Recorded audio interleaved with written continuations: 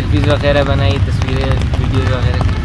ज़मीन तो सफ़ेद है और मतलब बहुत खूबसूरत नज़ारे हैं आसपास और हम लोग एंजॉय कर रहे हैं। और आज बर्फ़ हो रही है, मौसम बहुत सर्द है लेकिन हम लोग एंजॉय करने के लिए आए हैं। बहुत मज़ा आ रहा है और मैं अपने दोस्त के साथ आया हूँ।